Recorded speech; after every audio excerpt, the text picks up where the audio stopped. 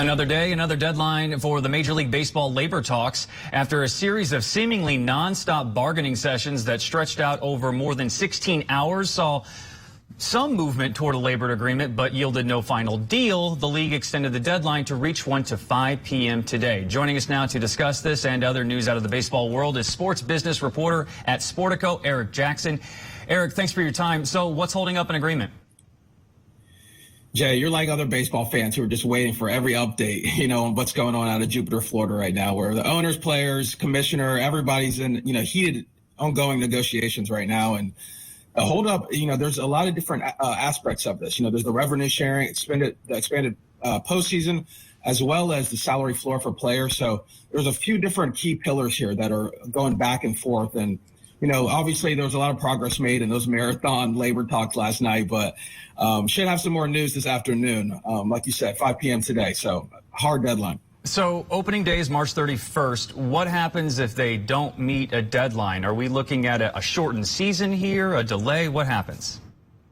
Absolutely. I mean, that's gonna be the first thing that's gonna, you got to push back and cancel some games, and obviously nobody wants that, right? But if we can have an agreement, and the union has a big decision, right? Do they agree on a package that they're not so excited about, and think that's impactful, or do they say let's move on and kick the can down the road? So in some ways, the owners have a leg up a little bit because they can maintain their media revenues through, even if they do have to cancel some early games.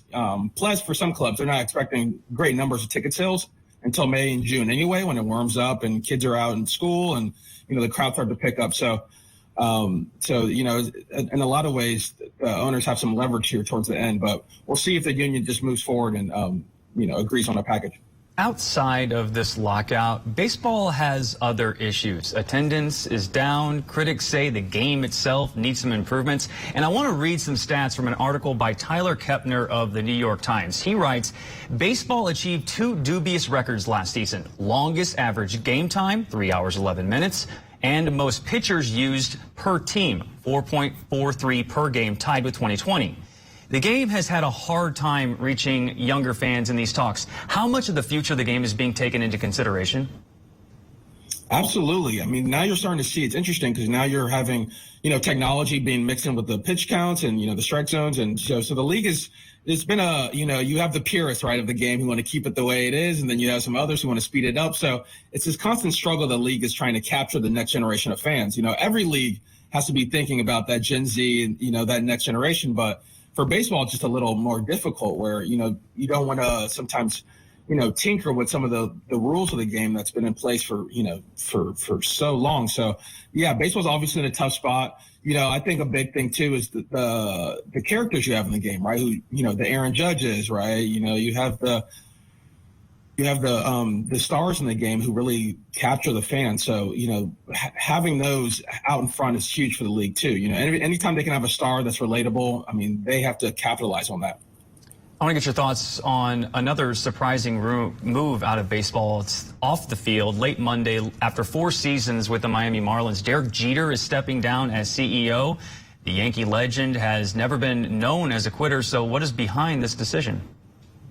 Absolutely. Obviously DJ, he was never able to duplicate, right, the success he saw as a player, as a baseball executive. And, it's an interesting time that came because it happened right in a critical day, right, of the CBA discussion, which was ironic. And, I've been told and, others, it wasn't so much a baseball philosophy issue that Derek had. It was, more about the direction of the team and the spending or lack thereof, right? So, and it's ironic in that sense because the issue is, the issue is kind of coming to a head right now, right, with the salary floor and the competitive balance tax, which is at the heart of heated negotiations right now. So it's very interesting, and I don't think it was by coincidence that this announcement came out on the final day of. It always seemed like with the Marlins, they'd have a really, really good team, even win a championship, and then they'd just dump the team. They had the big slugger Giancarlo Stanton that they shipped off to New York. That seems to be in the theme for that franchise.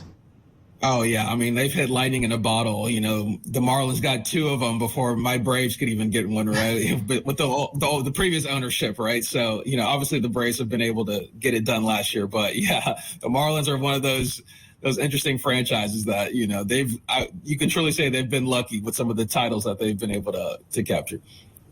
Eric Jackson, sports business reporter at Sportico. Thanks for your time, sir.